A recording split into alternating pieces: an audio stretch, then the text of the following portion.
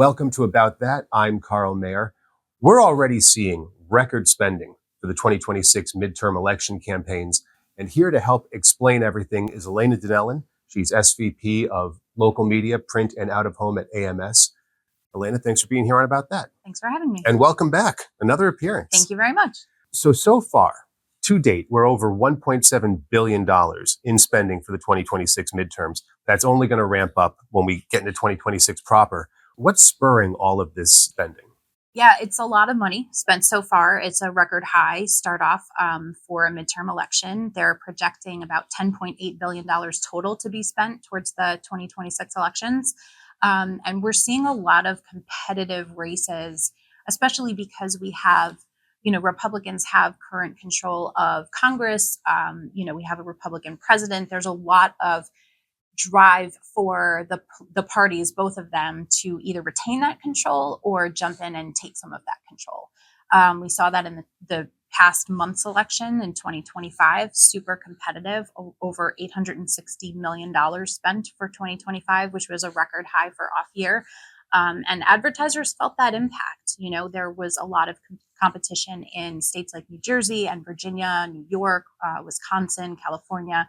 And advertisers were certainly impacted. So they had to be flexible and, look at some alternatives. We're expecting that to continue going into 2026 as we see increased spend, certainly for Congress, where we're going to see some really competitive races.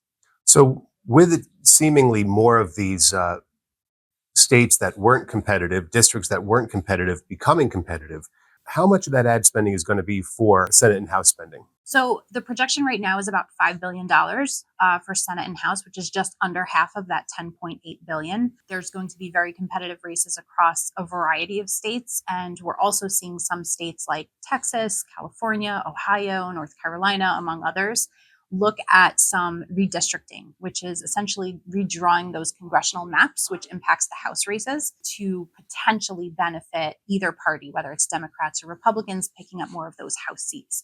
So advertisers are going to need to be looking at the individual markets that they're looking to advertise in and keeping tabs on those to see how that's going to impact those markets and what they might need to do to protect their individual campaigns for next year. So what are some things that they can do? Because as the spending goes up, it seems that there's endless coffers of money that the PACs and the campaigns and the parties have access to, but not an unlimited supply of ad inventory. So they can keep an eye on it. They can keep their finger on the pulse. What can they actually do as a tactic to still get their message out there in this world of just fewer avails? Sure. So, brands aren't going to be able to completely avoid being impacted by political spend. We're seeing an increase every cycle. Some of the things that they can do now, getting into 2026, is looking at upfront campaigns, laying those in across the stations in their markets that they're looking to advertise in.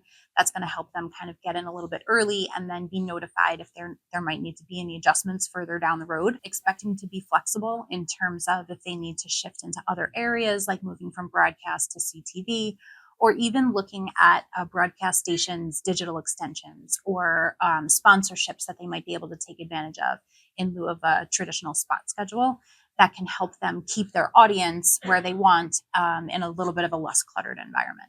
So there is a lot to unpack, a lot to discuss. We could seriously talk about this forever. You might get bored. But unfortunately, we're bumping up on the end of the show here. So just on the way out, what's something you think is an interesting thing that everybody should know about that maybe they don't now?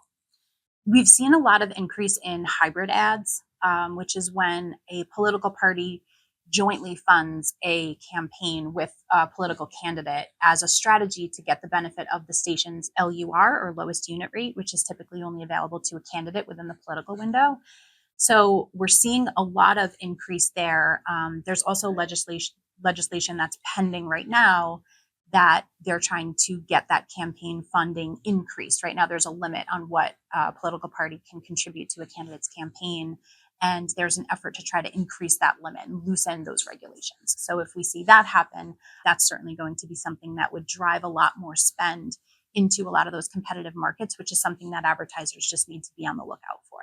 Well, 2026 is going to be hectic and chaotic. And thank you for helping kind of keep that at bay and make it make sense. Alaina Donnellon, welcome. You're welcome anytime you want back to About That. Thank you. Thank you for being here.